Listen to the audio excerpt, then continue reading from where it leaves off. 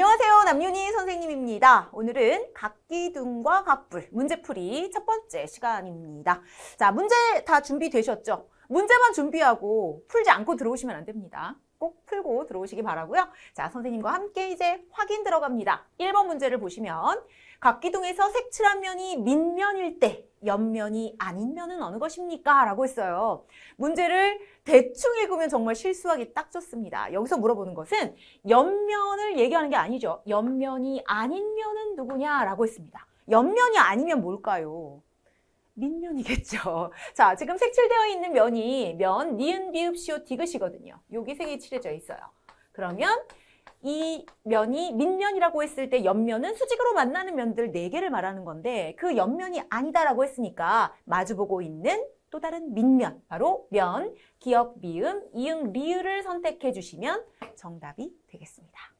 3번이죠? 네, 3번이 정답이 되고, 자, 이제 2번 문제로 건너가 보도록 할게요. 모서리의 수가 24개인 각기둥의 꼭지점의 수는 몇 개인지 구하시오라고 했습니다. 자, 우리 각기둥과 각불의 구성 요소의 개수 구하는 공식 다 정리해 드렸는데요. 기억하고 계셔야 됩니다. 아셨죠? 자, 우선 각기둥의 면의 수는 어떻게 구합니까? 한 밑면의 변의 수에 2를 더하면 되죠. 꼭지점 수는 한 밑면의 변의 수에 2를 곱하면 되고요. 모서리의 개수는 3을 곱하는 거죠. 그래서 자, 한 밑면의 변의 수를 우리가 일단 네모라고 놓을게요. 자, 그러면 모서리의 수가 24개인 각기둥이다 라고 했거든요. 그러니까 이 네모에 3배를 하게 되면 그 수가 24개다 라는 얘기가 되는 거예요. 그러면 네모는 24를 3으로 나눠주시면 되겠죠? 8입니다. 그러니까 그 밑면의 모양이 팔각형이구나. 그렇다면 이 아이의 이름은 뭘까요? 팔각기둥인 거죠. 팔각기둥. 자, 우리는 이 녀석의 이름을 구하는 것이 아니라 이 각기둥의 꼭지점의 개수를 답해야 되는 겁니다. 팔각기둥의 꼭지점의 개수 식을 쓸게요. 8 곱하기 2. 그래서 몇 개다? 16개다 라고 답해 볼 수 있겠습니다. 뭐 이번 문제까지 큰 부담 없이 잘 푸셨을 것 같습니다. 다음 문제 가보도록 할게요. 다음 전개도로 만든 입체 도형에서 변 IJ와 맞닿는 변은 어느 변인지 고르시오라고 했습니다. 자, 먼저 IJ를 살펴볼게요. 여기 있어요. 자, 요 변과 맞닿는 변. 자, 맞닿는 변을 찾을 때는요, 일단 잘린 모서리를 좀 확인해 보시는데 여기서 출발하면 딱 좋죠. 자, 요 두 점이 만날 겁니다. 그죠? 그러면 이 점은 누구랑 만날까요? 여기 있는 F점과 만나겠죠. 자, 지금 순서를 보세요. 변 IJ라고 했거든요. 그러면 대응점 순서대로 읽어주시면 되는 겁니다. 변 I랑 만나는 아이가 누구예요? G죠. 그리고 J가 누구랑 만나죠? F. 그래서 변 GF를 찾아주시면 정답이 되겠습니다.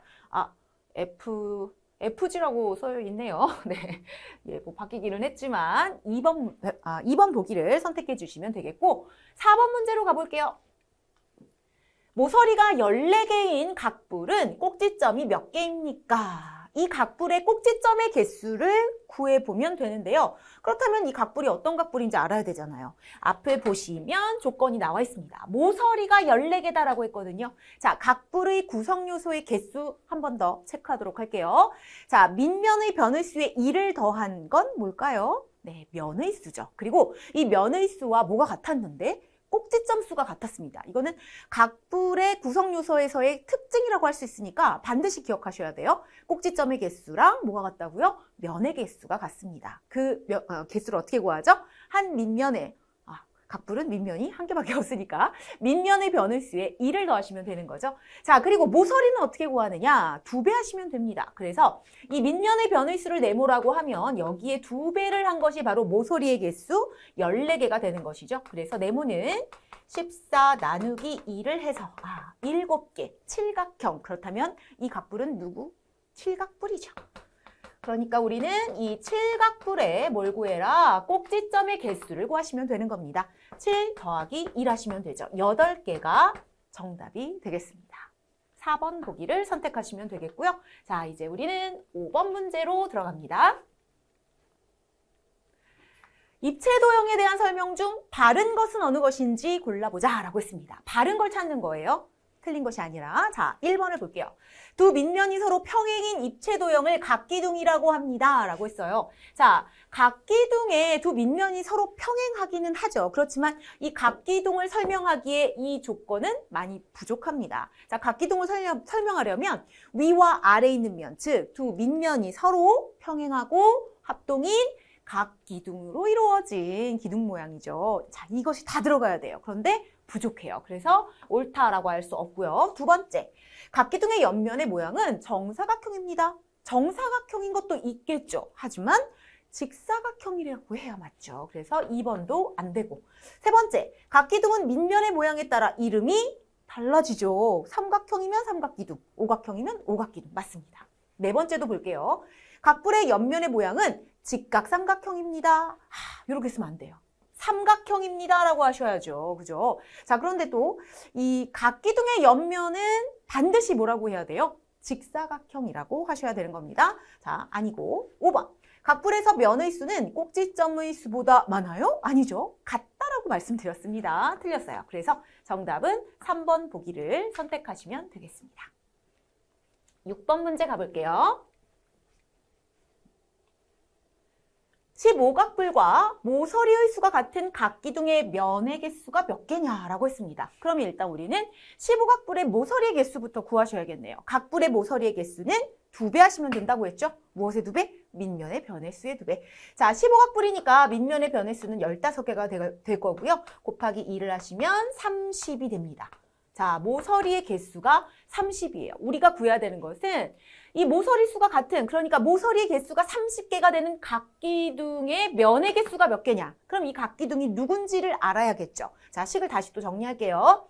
한 밑면의 변의 개수는 아직 얼마인지 모르겠는데 모서리 수를 구하려면 3배를 해야 되거든요. 그랬더니 그것이 30이 되어야 합니다. 그러면 네모는 30 나누기 3을 해서 10이라는 걸 알 수가 있고 주인공은 바로 십각기둥이었구나. 바로 이 십각기둥의 면의 개수를 구해라 라는 겁니다. 또 급하게 여기 보기에는 다행히 10이 안 나와 있지만 그냥 10이라고 쓰시면 안 되겠고요. 면의 개수 구해야 되니까 10 더하기 2를 하셔야 됩니다. 12개가 정답이죠. 2번 보기가 정답이 되겠습니다. 7번 문제 가볼게요. 설명하는 입체 도형의 이름을 고르시오 라고 했습니다. 자, 그 설명한 내용을 한번 살펴보도록 할게요. 첫 번째, 두 밑면은 서로 평행하고 합동입니다. 밑면이 2개라고요? 그렇다면 각기둥과 각불 중 누굴까요? 각기둥이겠죠. 아, 얘 각기둥이 아닐까? 각기둥. 자, 그 다음 옆면은 모두 직사각형이다 라고 했습니다. 오, 확인시켜주고 있죠? 오, 진짜로 각기둥이네. 세 번째, 밑면의 모양은 팔각형입니다. 각기둥의 이름은 무엇으로 결정돼요? 밑면의 모양에 따라 결정되거든요. 그래서 이 아이는 아하, 팔각기둥이구나 라는 걸 알 수 있고 팔각기둥은 5번 보기에 있습니다. 7번의 정답은 5번이 되겠고요. 8번 문제로 건너갈게요.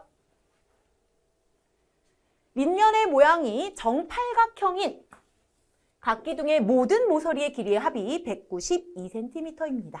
이 각기둥의 높이가 12cm일 때 밑면의 한 변의 길이는 몇 cm가 되겠습니까? 자, 밑면의 모양이 정팔각형이에요. 그리고 어떤 조건이 있냐면 이 각기둥의 높이가 나와 있는데 이 12cm짜리 모서리가 몇 개 있을까요? 8개 있겠죠. 팔각형이라고 했으니까. 자, 그럼 식을 좀 정리를 해보도록 할 텐데요. 우리가 구해야 되는 것은 그 한 밑면에 있는 그 변의 길이, 그죠? 팔각형이니까 뭐 어떻게 그려볼까요? 하나, 둘, 셋, 넷, 다섯, 여섯, 일곱, 여덟 뭐 이렇게 그려볼까요? 자, 요 한 변의 길이를 구해라 라는 거거든요. 그러면 이것을 우리가 네모라고 놓을게요. 그리면 뭐 이런 식으로 그릴 수 있겠죠? 네, 금방 대충 그렸는데도 엄청 잘 그려요. 그죠? 네, 이렇게 되는 겁니다. 자, 그래서 이 높이가 아까 얼마라고 했나요? 12cm라고 했습니다. 그러면 식을 정리해 본다라고 했는데 잘 보세요. 자, 요 모서리의 길이 몇 개 있을까요? 위, 아래 모두 더해서 8, 2, 16, 16개 있겠죠. 그리고 12cm짜리 몇 개 있나요? 8개가 있죠. 그래서 이 모든 모서리의 길이의 합이 얼마다? 192cm다라는 겁니다. 이것이 192cm예요. 이렇게 식을 만들어 주시면 되는 거죠. 자, 이제 풀어보면 되겠습니다. 네모 곱하기 16 더하기 96이죠? 얘가 얼마다? 192가 되겠다. 그럼 네모는 어떻게 구하나요? 192에서 96을 뺀 다음에 이것을 다시 16으로 이렇게 나눠주시면 되겠죠. 자, 요거 빼보도록 하겠습니다. 빼보시면 96이 되고요. 나누기 6을 하시면 되겠죠? 그러면 16이죠. 그럼 6이 되겠네요. 그렇죠? 한 변의 길이 얼마입니까? 6cm가 됩니다. 4번 보기가 정답이 되겠습니다. 이제 9번으로 떠나보도록 할게요. 다음 각기둥의 밑면이 정오각형일 때 모든 모서리의 길이의 합을 구하시오라고 했습니다. 아주 꼭 기본적인 문제라고 할 수 있겠죠. 4cm짜리 모서리 몇 개 나오나요? 위, 아래 합해서 10개고요. 7cm짜리 모서리는 5개입니다. 계산 실수 안 하시면 그냥 정답 나오는 거죠. 4cm짜리 5개에다가 7cm 5개가 아니라 10개라고 해야 되죠. 예, 실수만 안 하시면 됩니다. 요렇게 식을 정리하고 풀면 되죠. 40 더하기 35 얼마입니까? 네, 75cm입니다. 가끔 또 단위가 미터로도 나올 수 있으니까 주의하시기 바라겠고요. 10번 문제 들어가도록 합니다. 옆면이 다음과 같은 이등변 삼각형으로 이루어진 각불의 모든 모서리의 길이의 합이 128cm입니다. 이 각불의 밑면의 변은 몇 개입니까? 밑면의 변의 개수를 물어보고 있어요. 자, 여러분 간단하게 우리 삼각불을 하나 그려보도록 할게요. 삼각불을 이렇게 그려보면 자, 이 밑면에 모서리 몇 개 있어요? 3개 있죠. 그리고 이 옆면에서 만들어진 모서리 몇 개 있어요? 3개 있어요. 개수가 같죠. 이렇게 해서 우리가 2배로 구하잖아요. 모서리의 개수를. 자, 그런데 우리 이제 길이를 좀 주어졌거든요. 길이가. 자, 그럼 이렇게 해보도록 할게요. 10cm짜리 모서리가 네모개라면 6cm짜리 모서리도 몇 개가 나와야 될까요? 네모개가 나와야겠죠. 이거 이해되시나요? 왜냐면 개수가 같으니까. 자, 이들을 더하게 되면 얼마다? 128이 된다라는 얘기예요. 자, 그럼 보세요. 네모 10개랑 네모 6개를 더하면 네모는 몇 개가 됩니까? 16개가 되죠. 그래서 16 곱하기 네모는 128 이렇게 정리해 볼 수 있어요. 자, 이제 네모 구하시면 되죠. 네모는 128 나누기 16이 되겠습니다. 얼마인가요? 8이 되겠네요. 그래서 이 각불의 밑면의 변은 몇 개입니까? 8개. 이름을 말해라. 그러면 뭐라고 말해요? 팔각불이라고 답해 주시면 되는 거죠. 자, 이렇게 해서 선생님이 준비한 10문제를 모두 다 풀었습니다. 자, 우리 단원 진행할 때마다 문제풀이가 이제 2개씩 진행이 되잖아요. 자, 오늘 첫 번째 진행한 문제의 난이도는 한 중간 난이도 정도 된다라고 보시면 되겠고요. 다음 시간에 조금 더 높은 난이도의 문제를 진행할 테니까요. 열심히 최선을 다해서 잘 풀어오시기 바라겠습니다. 오늘도 수고하셨습니다.